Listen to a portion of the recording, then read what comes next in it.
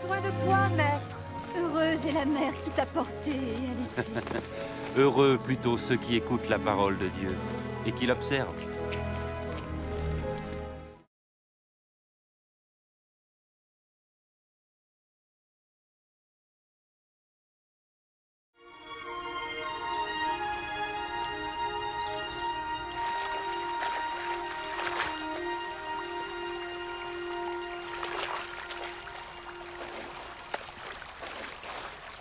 Apprends-nous à prier, comme Jean l'a appris à ses disciples. Quand vous priez, dites « Notre Père qui es aux cieux, que ton nom soit sanctifié, que ton règne vienne, que ta volonté soit faite sur la terre comme au ciel. Donne-nous chaque jour notre pain quotidien. Pardonne-nous nos offenses, comme nous pardonnons aussi à ceux qui nous ont offensés. Protège-nous contre la tentation et délivre-nous du mal. »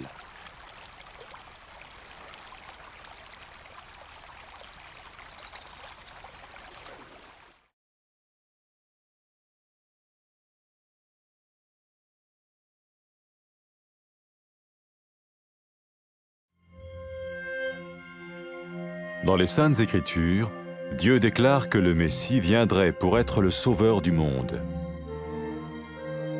La vie de Jésus prouve qu'il est bien celui dont les prophètes avaient parlé. Ésaïe a prophétisé que la Vierge deviendrait enceinte et qu'elle enfanterait un fils.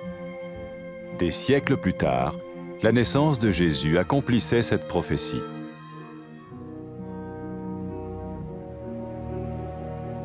Les Saintes Écritures déclaraient que le saint à naître serait appelé le Fils de Dieu. Cela signifiait que Jésus serait le Fils de Dieu au sens spirituel et non au sens physique. Nous le voyons par sa manière de vivre. Il a guéri des malades, il a pardonné leurs péchés, les a ramenés à Dieu et leur a promis une place dans le royaume éternel de Dieu. Il s'est offert lui-même en sacrifice pour le péché à leur place.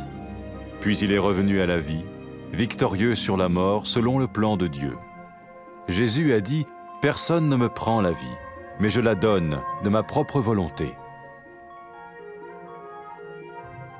La vie de Jésus n'a pas seulement accompli les écrits des prophètes, mais elle a aussi confirmé la vérité de la sainte parole de Dieu. Les prophètes avaient écrit « Ta parole, ô mon Dieu, est parfaite, elle dure à toujours. » Jésus lui-même a dit « Le ciel et la terre disparaîtront, tandis que mes paroles ne disparaîtront jamais. » Jésus est venu pour nous donner la vie dans toute sa plénitude. Et quand l'homme a désobéi à Dieu dans le jardin d'Éden, il a choisi sa propre voie et ses actions l'ont séparé du Créateur.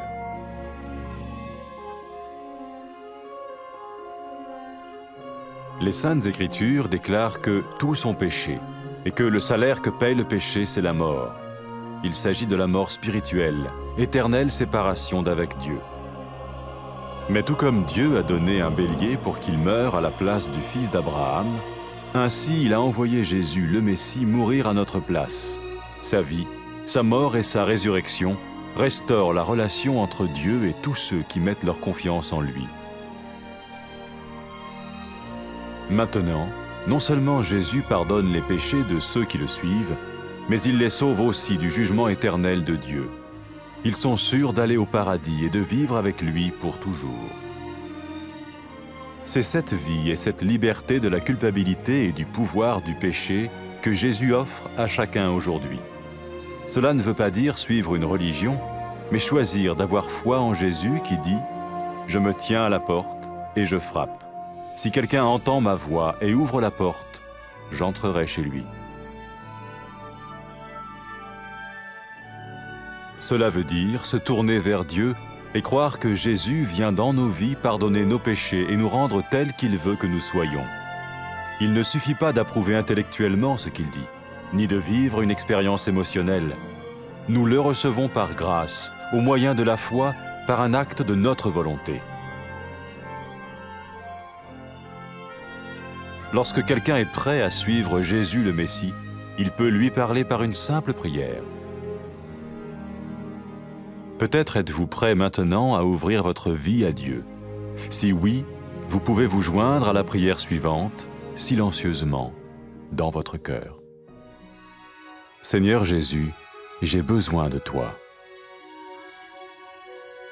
Merci d'être mort sur la croix pour mes péchés.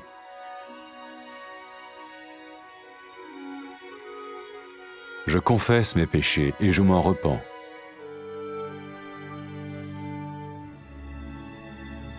Je t'ouvre la porte de ma vie et je te reçois comme mon Sauveur et Seigneur.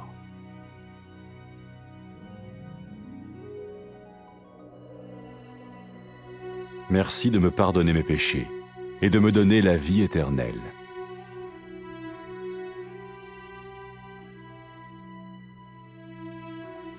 Fais de moi le genre de personne que tu veux que je sois. Maintenant que je deviens l'un de ceux qui te suivent.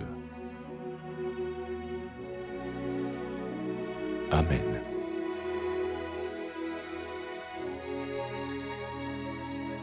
Jésus a dit à propos de ses disciples, « Mes brebis écoutent ma voix, je les connais et elles me suivent. » Pour expérimenter la vie en abondance promise par Jésus, ceux qui le suivent parlent à Dieu chaque jour dans la prière et lisent ou écoutent sa parole.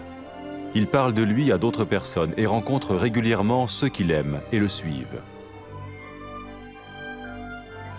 N'oubliez pas sa merveilleuse promesse. Tout pouvoir m'a été donné dans le ciel et sur la terre. Et sachez-le, je vais être avec vous tous les jours, jusqu'à la fin du monde.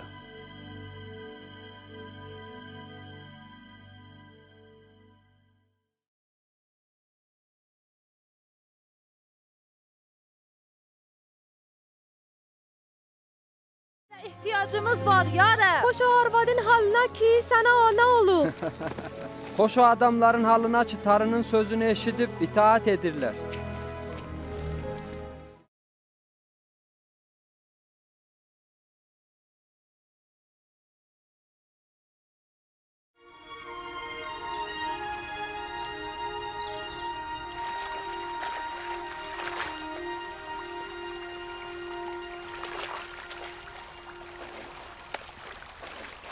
Dua etməyi bizə öyrət. Necə ki, Yəhya şagirdlərinə öyrətdi.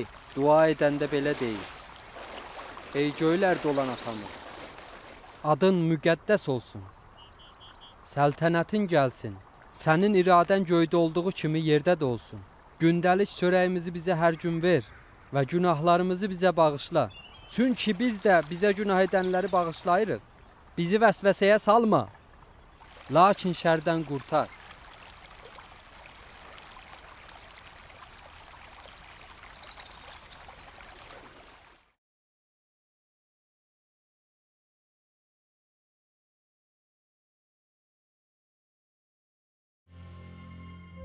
Çox illər qabaq müqəddəs kəlamda peyğəmbərlər yazdılar ki, Tarı Məsihi insanlara nicat vermək üçün göndərəcək. İsa'nın həyatı aydınca göstərir ki, o elə həmən vədəsi verilmiş qurtarıcıdır. Eşaya adlı bir peyğəmbər belə yazıb, bakirə, hamilə olub bir oğul doğacaq. Və elə də oldu, Tarı öz qüvvəti ilə bakirə olan Məryəmi hamilə etdi və o İsa'nı doğurdu. Necə ki, müqəddəs kəlamda da yazılmışdı. Bu möcüzə Tarının əlaməti idi ki, bu uşaq Moud olan Məsihdir. Həmən o ki, Tarı onu öz oğlu çağırır. O zaman ki, insanlar İsa'nı gördülər, Tarının təbiət və qüdrətini görmüş oldular. İsa insanlara şəfa verdi və onların günahlarını bağışladı və onlara vədə verdi ki, onun əbədi padişahlığında olacaqlar. İsa həyatını bütün insan xalqı üçün fəda edib, onların haqq etdiyi cəzanı özü çəkdi. Sonra dirildi və göstərdi ki, onun qüdrəti ölümün qüdrətindən daha da böyükdür. İsa'nın həyatı peyğəmbərlərin yazdıqlarını yerinə yetişdirdi və təsdiq etdi ki, Tarının kəlamı qüsursuz və əbədidir, necə ki, peyğəmbərlər də demişdilər. İsa bunu da dedi, mənim sözlərim heç vaxt aradan getməyəcək. İsa gəldi ki, bizə həyat versin, həm də bütün doluluğu ilə. elə həmən o kamil həyat ki, ilk kişi və arvadı yaradanda onlara vermişdi. Amma onlar Tanrıya etimad etmədilər və onun əmrindən çıxdılar. Bu həyasız iş bais oldu ki, Tanrıdan ayrı düşsünlər. Müqəddəs kəlamda yazılıb ki, bütün insan xaylağı günaha batıb və günahın nəticəsi də ölümdür. Amma necə ki, Tanrı bir qoç hazırladı ki, İbrahimin oğlu yerində qurban olsun, eləcə də Tanrı İsanı göndərdi ki, Adəmin nəsilləri yerində qurban olsun. Bunu onun üçün etdi ki, İsa'ya təvəkkül edən adamlar Tanrının hüzuruna gələ bilsinlər. Onun üçün də İsa'ya peyrəv olan adamlar cəhənnəm cəzasında olmayıb, əbədə kimi Tanrı ilə yaşayacaqlar.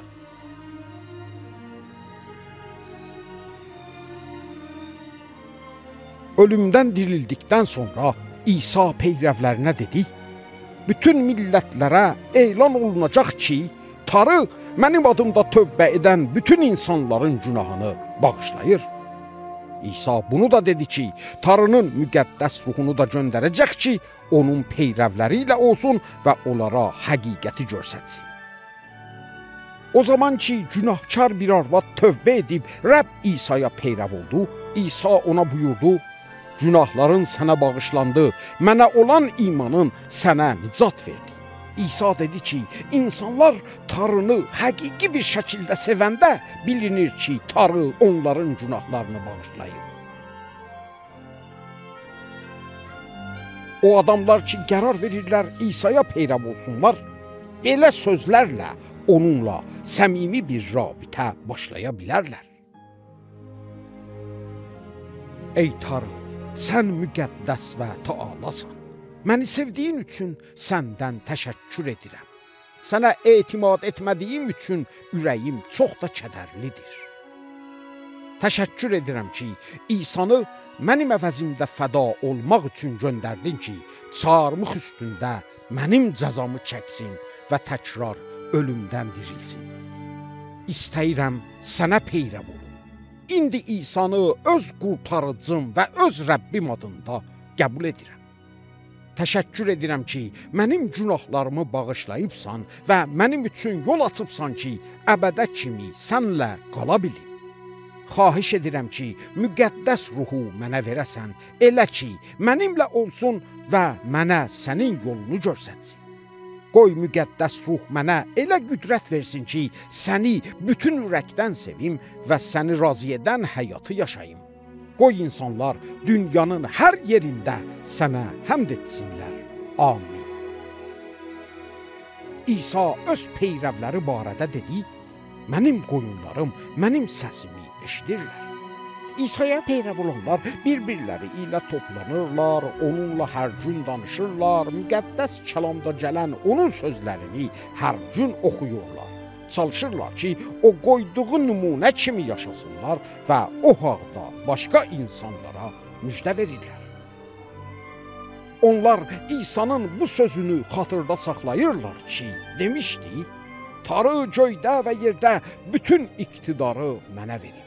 Arxayın bilin ki, mən dünyanın axırınacan sizlə varam.